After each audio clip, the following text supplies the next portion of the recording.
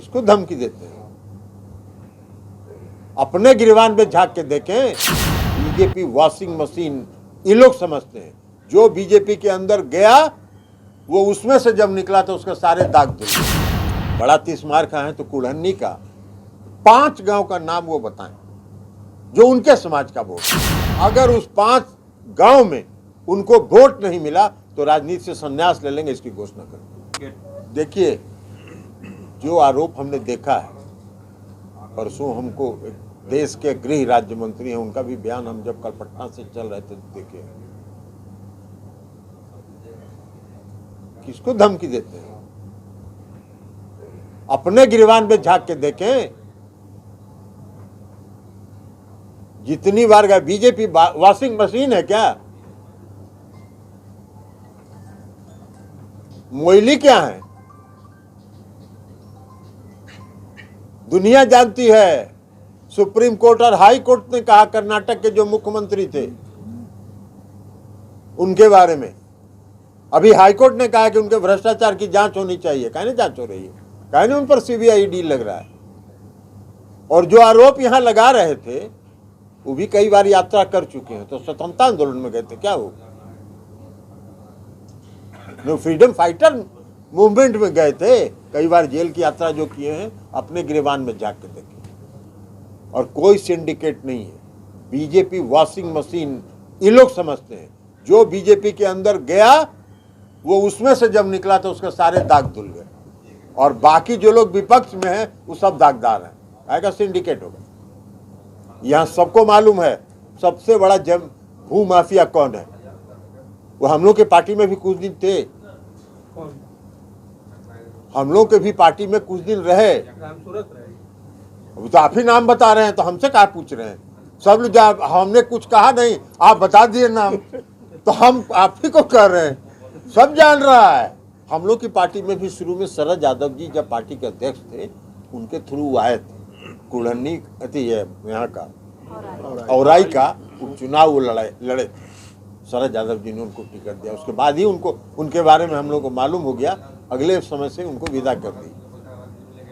भाजपा वाले तो स्पष्ट नाम खोल रहे हैं, तो अभी नाम खोल दीजिए।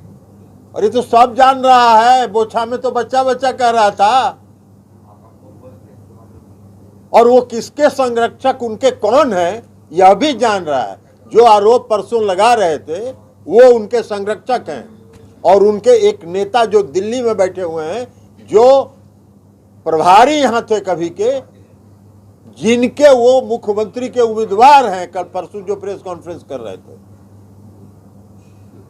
बड़ा तिस्मार खा है तो कुल्हन्नी का 5 गांव का नाम वो बताएं जो उनके समाज का वोट हो। 5 गांव का नाम वो बताएं। और गिनती के बाद अगर उस 5 गांव में उनको वोट नहीं मिला तो राजनीति से संन्यास ले लेंगे, इसकी घोषणा करेंगे।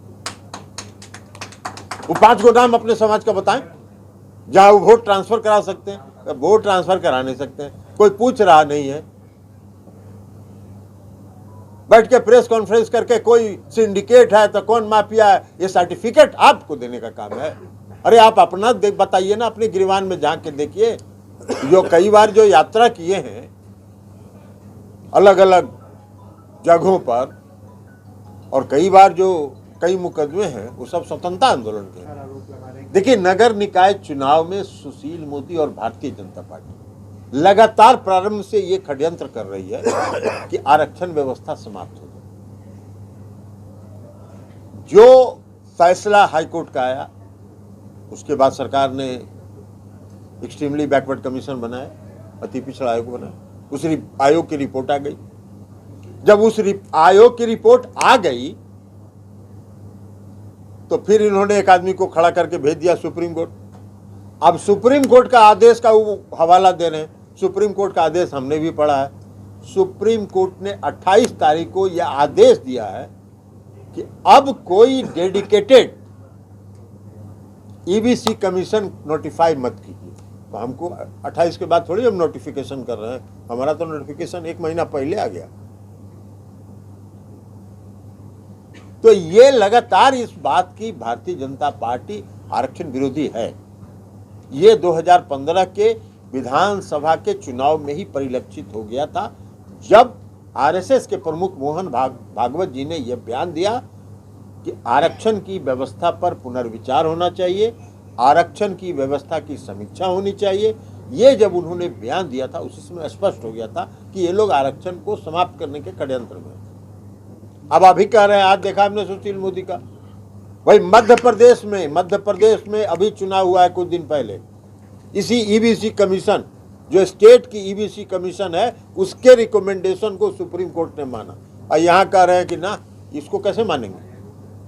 अरे वाह भाई, अरे आप कहा ही नहीं, सीधी बोलते हैं कि हम भारतीय जनता पार्टी अति पिछड़ों के आरक्षण के विरुद्ध है, हम आरक्षण समाप्त करना चाहते हैं। बोलिए, यही बात बोलना चाहिए।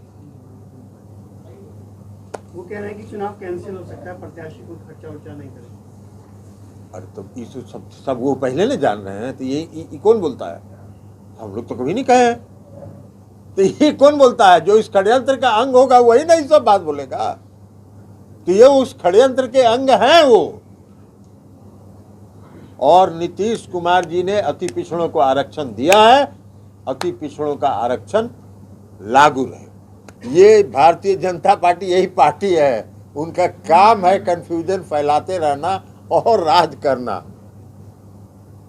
काहे का जनता दल यू का विलय होगा? जनता दल अब मजबूती से खड़ा है, जनता दल यू महागठबंधन, हाँ वो चाहते थे। जब हम उनके साथ थे, उन्होंने साजिश किया कि हमारी संख्या घटे, हम कमजोर हों, ये साजिश उन्होंने किया। आरजेडी ने कभी साजिश नहीं किया। और आरजेडी और जनता दल यू दोनों सामाजिक और जो सोशलिस्ट समाजवाद के सिद्धांत पर आधारित पार्टी है, कभी विलय नहीं होगा। महागठबंधन है और मजबूत रहेगा।